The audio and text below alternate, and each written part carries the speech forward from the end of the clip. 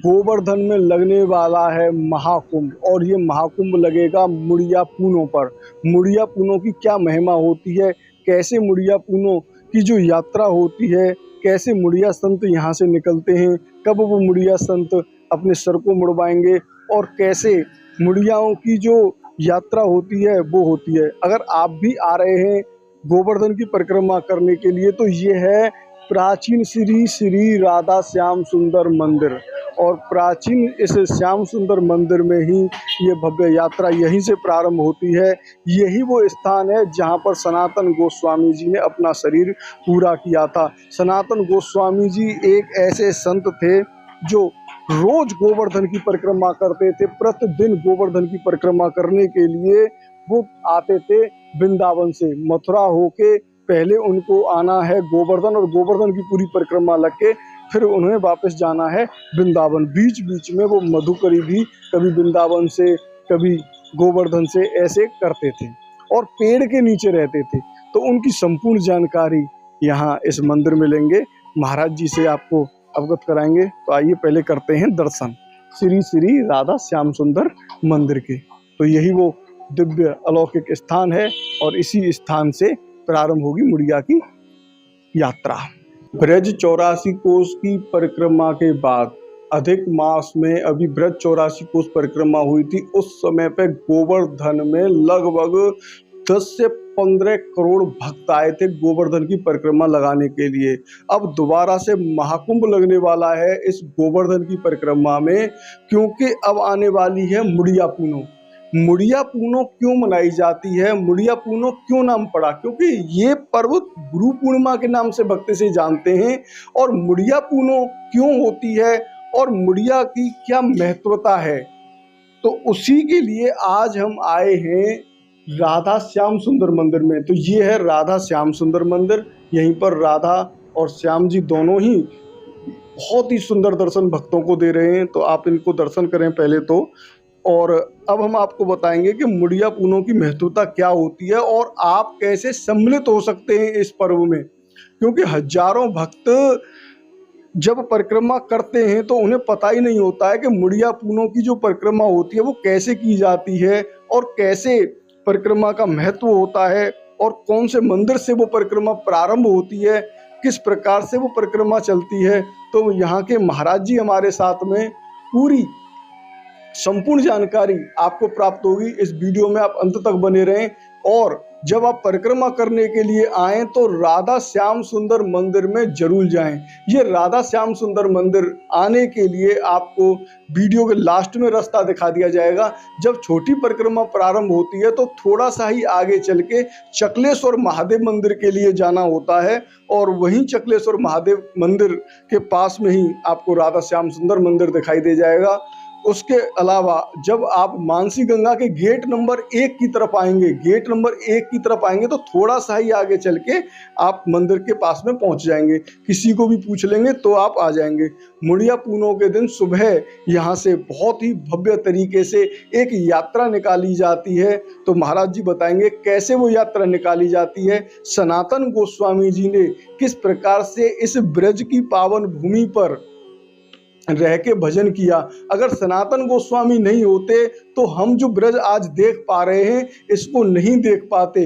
जब चैतन्य महाप्रभु जी बंगाल से आए और उन्होंने केवल सनातन गोस्वामी को ही बताया था, चिन्हित कर करके ये स्थान है, ये वो स्थान है, क्योंकि मुगलों का साम्राज्य था, सभी चीज़ें समाप्त हो चुकी थी। 5000 साल पहले की बात थी। वज्रनाभ जी ने इन मंदिरों को बनवाया, और इस पूरे ब्रजमंडल में इसकी जो नींव थी वो सनातन गोस्वामी जी ने ही बाद में रखी।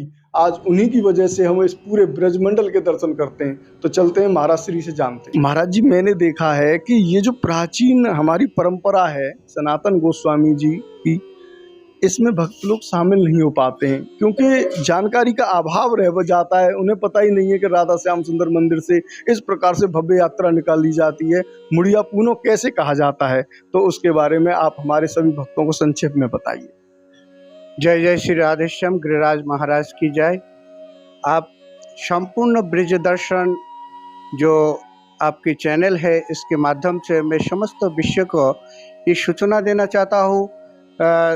2026 के लगने वाले मुड़िया पूर्णिमा की जो मेला है, ये बहुत ही पावन और ऐतिहासिक मेला है, जिसके माध्यम से भक्त लोग डायरेक्ट भगवान से जोड़ते हैं।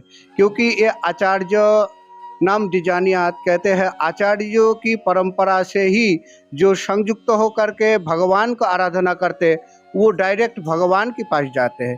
तो इसलिए ये लगने वाले जो मुड़िया मेला है, ये आज से नहीं, ये परंपरा चैतन्य महाप्रभु का प्रिय पार्षद सनातन गोस्वामी पाद से चालू हुआ है।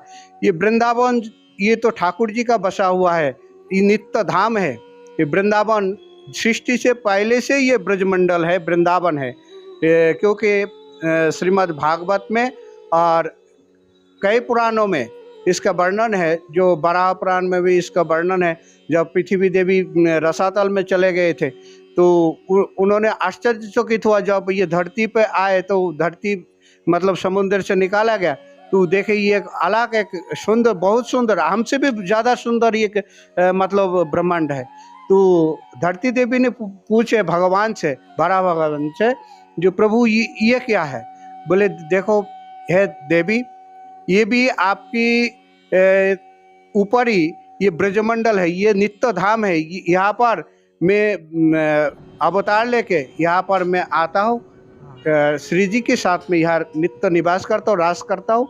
तो ये वृंदावन धाम है, तो ये नित्य वृंदावन धाम है भूमंडल में। तो इस वृंदावन धाम जो है, ठाकुर जी जब लीला संवरण किए, तो ये वृंदावन धाम बिल्कुल लुप्त हो गया था। चैतन्य महाप्रभु के रूप में ठाकुर जी जब दोबारा अवतार लिए बंगाल में, तो उन्होंने वृंदावन को खोज किए, और उन्होंने रूप और सनातन गोस्वामी, दो भाई है, इनका ठाकुर जी जो जो लीला किए थे उसको दिव्य दर्शन कराया, जो जो लीला ठाकुर जी जहाँ पर किए थे। और चैतन्य महाप्रभु के डायरेक्शन से ये आज की जो बसा हुआ वृंदावन हम दर्शन कर रहे, ये चैतन्य महाप्रभु की डायरेक्शन है। और रूप सनातन गोस्वामी इनको प्रकाश किए। तो सनातन गोस्वामी बड़े होने के नाते ब्रजवासी साधु संत जो भी है, इनको बड़े बाबा नाम करके पुकारते थे, बड़े बाबा कहते थे। तो जब आषाढ़ी पूर्णिमा में इनका शरीर पूरा हुआ, नित्य गोलोक वृंदावन धाम में इनको पधारना हुआ, तो समस्त ब्रजवासी एवं साधु संतों को सूचना मिले, जो बड़े बाबा सनातन गोस्वामी पाद आप इस धरती पर नहीं रहे, नित्य वृंदावन धाम में उन्होंने प्रवेश किए। तो समस्त साधु संत ब्रजवासी लोग एकत्रित हुए यहाँ पर, इस स्थान पर। तब यहाँ पर स्थान नहीं था। चैतन्य चरितामृत में वर्णन है, कभू चना कभू रोटी कभू उपवास, एक एक वृक्ष तले एक एक रात्रवास। ये कौन कह रहे? चैतन्य महाप्रभु कह रहे। सनातन है वैराग्य, सनातन गोस्वामी पाद जी के जो वैराग्य है, इतना कठोर वैराग्य है, मतलब उन्होंने कभी पानी भर के भी नहीं रखते थे पीने के लिए। पानी प्यास लगते या तो मानसी गंगा में जाके पी लेते, या तो जमुना जी में जाके पी लेते। तो इतना कठोर वैराग्य थे। तो उन्होंने कभी कुटिया नहीं बनाया, एक एक वृक्ष के नीचे एक एक रात्र उन्होंने बिताया। तो यहाँ पर जो है, जिस टाइम उनका शरीर पूरा हुआ, उस टाइम यहाँ पूरा घनोघर जंगल था। तो इस स्थान पर उन्होंने शरीर पूरा किए। उसके बाद जीव गोस्वामी की अगुवाई में समस्त साधु संतों एवं ब्रजवासी मिल करके सिर मुंडन कराया, और उनको पूजा अर्चन करते हुए मानसी गंगा की परिक्रमा लगाया था, तथा कि गिरिराज की परिक्रमा भी लगाया था। तो परिक्रमा लगाने का उपरांत उनका पार्थिव शरीर को वृंदावन में ले जाया गया, जहाँ मदन मोहन मंदिर है, उनका समीप नीचे में उनको समाधिस्थ किए। तो उस परंपरा में यहाँ पर मंदिर कैसे स्थापित हुआ, इस थोड़ा सा मैं बता दूं। जीव गोस्वामी की शिष्य है श्यामानंद प्रभु। तो श्यामानंद प्रभु को जीव गोस्वामी ने आदेश किए, जो यहाँ पर मंदिर स्थापित इसलिए होना चाहिए क्योंकि ये जगह सुरक्षित रहे। तो श्यामानंद प्रभु, श्रीनिवास आचार्य प्रभु और नरोत्तम ठाकुर महाशय, ये तीन प्रभु मिल करके यहाँ पर आए और ये मंदिर स्थापन किया। उसके बाद उनका नेतृत्व में ये मुड़िया शोभा यात्रा चलते रहे। तो उस परंपरा को निभाते हुए 2026 में आज भी हम उस परंपरा को अगुवाई कर रहे हैं। तो चैतन्य महाप्रभु की कृपा और सनातन गोस्वामी पाद जी के आशीर्वाद से बहुत भव्य तरीका से इस परंपरा को निर्वहन हो रहे। तो ये बहुत प्राचीन मंदिर है, जो कि दिव्य दर्शन भी है ठाकुर जी का। आप सब भक्त लोग राधा श्याम सुंदर मंदिर में आए और इस प्राचीन स्थल को दर्शन करें। भक्त लोग क्या है, आते हैं, परिक्रमा लगाते हैं और चले जाते हैं। देखा जाए 500 साल पहले की बात है, जब ये मंदिर स्थापित हुआ तो उस टाइम कोई भी बाहर से आगंतुक आते, भक्त लोग आते, तो यही मंदिर एक आश्रय स्थल था, जहाँ पर लोग यहाँ पर रह के परिक्रमा लगाते और यहाँ विश्राम करते। लेकिन कालग्रास में ऐसा ये स्थान आज लुप्त होने के कगार पर है। कोई भक्त लोग जानकारी नहीं है, कोई किसी का जानकारी नहीं। मंदिर की स्थिति बहुत जीर्ण भी हो रही है, क्योंकि 500 साल पुरानी मंदिर है। तो समस्त भक्त लोग से निवेदन करूँगा और आपके माध्यम से, चैनल के माध्यम से मैं देश को ये संदेश देना चाहता हूँ। मुड़िया पूर्णिमा की पावन उत्सव पर समस्त भक्त लोगों की शुभ हार्दिक कामना, एवं सब भक्त लोग खुश रहे, आनंद रहे। और मैं ये निवेदन भी करूँगा, भक्त लोग जहाँ तक आप लोगों की हो सके आप लोग यहाँ पधारे और मुड़िया पूर्णिमा मेला में शामिल हो करके अपने ठाकुर जी का कृपा आशीर्वाद, ये विशेष कृपा होता है, क्योंकि भक्त और भगवान की जो मिलन होता है उस क्षण में अगर आप वहाँ पर पधारते हैं तो ठाकुर जी का कृपा आपके ऊपर भी हो जाते हैं। तो ये बहुत ही महत्वपूर्ण क्षण है जो कि मुड़िया मेला है। तो इस मेला में आप भक्त लोग पधारे और इस कृपा की आशीर्वाद आप ठाकुर जी से प्राप्ति करें और इस पावन मंदिर का दर्शन करें और उनकी कृपा भी ग्रहण करें। जय जय श्री राधे श्याम। महाराज जी, कितने बजे इस बार मुड़िया पूनो की जो यात्रा है वो निकलेगी और कहाँ कहाँ पर होकर निकाली जाएगी? देखिए जी, 500 साल की पुरानी परंपरा चले आ रहे हैं, उसी हिसाब से उसी श्रृंखला में परिक्रमा चलती है।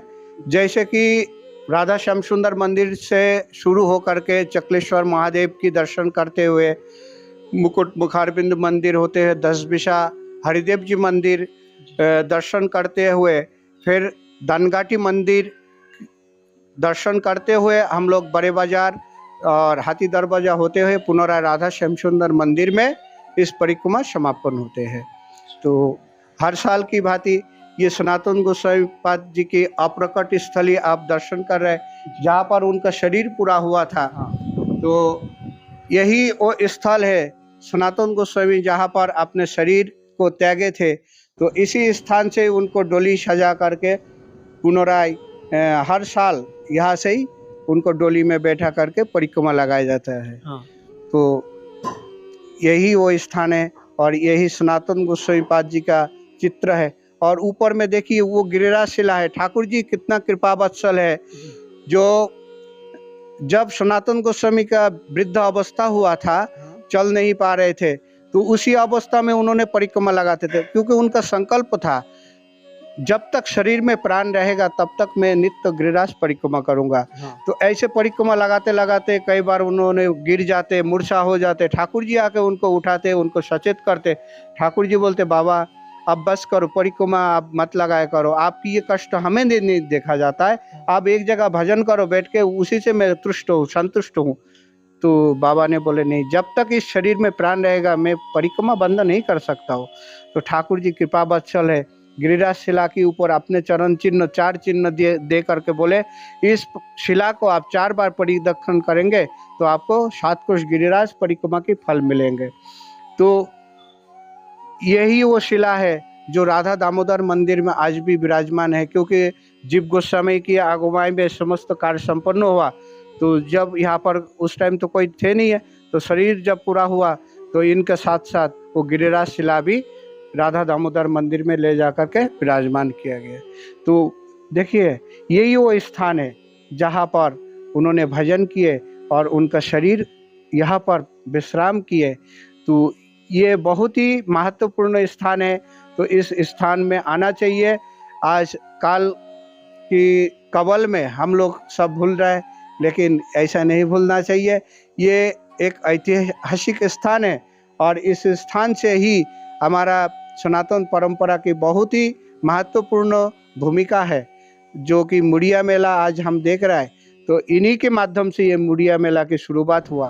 तो समस्त भक्त लोगों की दृष्टि आकर्षण करना चाहूँगा, जो भी भक्त लोग आए ये राधा श्याम सुंदर मंदिर को जरूर दर्शन करें, ये मेरे समस्त भक्तों से निवेदन है, प्रार्थना है। और सनातन गोस्वामी पाद और गिरिराज महाराज की समस्त भक्तों को कृपा आशीर्वाद प्राप्त हो, ये मेरे ठाकुर जी से प्रार्थना। जय जय श्री राधे श्याम। तो इस दुर्लभ स्थान पर आप बिल्कुल भी आना न भूलें। मुड़िया पूनों की जो महिमा है वो आपने महाराज जी के श्री मुख से जानी, और जब साक्षात रूप से यहाँ पर एक डोली जैसी निकाली जाती है, एक क्या होता है महाराज जी, रथ में सवार होके, यही जो प्रतिमा है सनातन गोस्वामी की, यही उसमें रथ में रखी जाती है और फिर पूरे गोवर्धन में यहाँ पे घुमाई जाती है। सभी भक्तों को वो दर्शन देके आते हैं। तो आप आना बिल्कुल भी न भूलें। कितने बजे आना है महाराज जी? सुबह 9 बजे इनको कार्यक्रम शुरू हो जाते हैं। 9 से 9:30 बजे तक परिक्रमा शुरू हो जाते हैं। तो इसीलिए 9 बजे तक ही समस्त भक्त लोग यहाँ पधारे और परिक्रमा में शामिल हो और अपना सौभाग्य प्राप्ति करे, भक्ति प्राप्ति करे, क्योंकि मनुष्य जन्म की भक्ति बगैर जीवन अधूरा है। इस जीवन का कोई महत्व नहीं रहते, भक्ति ही उनको भगवान से मिलाता है। तो इसलिए भक्ति को प्राप्ति करने के लिए हमें, गिरिराज जी भगवान है और भगवान को प्राप्ति करने के लिए भगवान के जो प्राण प्यारे भक्त है उनकी सान्निध्य जरूरी है। तो उनकी चरण आश्रय करेंगे तो वो डायरेक्ट उन्होंने ले जाकर भगवान को पास मिलाएंगे। तो ये हमारा परंपरा है, क्योंकि आचार्य की चरण आश्रय करके ही हम भगवान को प्राप्ति कर सकते हैं। तो इसीलिए आचार्य को चरण दर्शन करें और बाद में ठाकुर जी वो स्वतः ही ले जा करके भगवान के पास पहुंचा देते हैं। तो इसीलिए भक्तों की ज़्यादा महिमा, शास्त्र में जगह जगह पर भक्त की महिमा बताया। तो इसीलिए आप आए और सनातन गोस्वामी जी का दर्शन करें, क्योंकि यही हमारा एकमात्र आश्रय है। कोई भी आचार्य हो, आचार्य के माध्यम से हमें भगवत प्राप्ति होती है। तो इसीलिए अब ये बहुत ही महत्वपूर्ण क्षण है, तिथि है, क्योंकि इसी दिन सनातन गोस्वामी का अप्रकट के दिन है। तो इसी दिन आप लोग आए और उनको विशेष कृपा लाभ करें। जय जय श्री राधे। दर्शन हो जाते हैं, तो यही वो दर्शन है, आप यहाँ पर दर्शन कर रहे हैं। और आप सभी भक्तों की हाजिरी में ठाकुर जी के सामने यहाँ पे लगा देता हूँ, आपको भी ठाकुर जी की कृपा घर बैठे ही प्राप्त हो और उनके भव्य दर्शन आप यहाँ पर कर पा रहे हैं।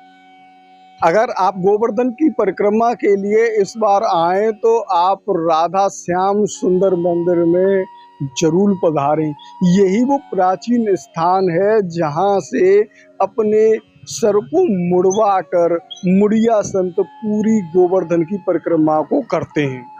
कैसे इस परिक्रमा को करते हैं, कैसे मानसी गंगा की परिक्रमा करते हैं और कब कब ये उत्सव मनाया जाता है, तो मैं आपको पहले ही बता दूं, 29 तारीख को इस बार मुड़िया पूनों का महापर्व मनाया जाएगा। उससे 1-2 दिन पहले यहाँ के जो मुड़िया संत हैं वो अपना सिर मुड़वाते हैं। तो वो 27 तारीख को सुबह 9 बजे उत्सव कैसे मनाया जाता है, कैसे यहाँ पर मुड़िया संत अपने सर को मुड़वा कर निकलते हैं, कब ये संतों का जो मेला निकलेगा, कब निकलेगा, कैसे सनातन गोस्वामी जी रथ में विराजमान होके इस पूरी मानसी गंगा की परिक्रमा लगाएंगे और क्या महत्व होता है मुड़िया पूनों का इस ब्रज में, क्योंकि मुड़िया पूनों एक ऐसा महापर्व है जिस महापर्व पर हर भक्त अपने गुरु के पास पहुंचता है।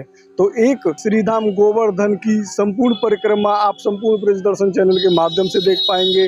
ब्रज 84 कोस के बाद यही एक ऐसी परिक्रमा है जो इस ब्रज क्षेत्र में सबसे बड़ी परिक्रमा मानी जाती है। इस परिक्रमा में कौन कौन से मंदिर पड़ेंगे, हर मंदिर की महत्वता के बारे में आपको पता चलेगा। हर मंदिर के बारे में जब ये परिक्रमा चालू होगी मुड़िया पूनों से पहले ही, तो आप संपूर्ण जानकारी संपूर्ण ब्रज दर्शन चैनल के माध्यम से प्राप्त कर पाएंगे। अगर आपने चैनल अभी तक सब्सक्राइब नहीं किया है फॉलो नहीं किया है तो तुरंत की तुरंत आप सब्सक्राइब कर लें और बेल आइकन के नोटिफिकेशन को भी दबा लें, जिससे तुरंत की तुरंत आपको नोटिफिकेशन प्राप्त हो सके। तो साथियों, मिलते हैं ऐसे ही एक और नए वीडियो में, तब तक के लिए राधे राधे। बांके बिहारी लाल की जय।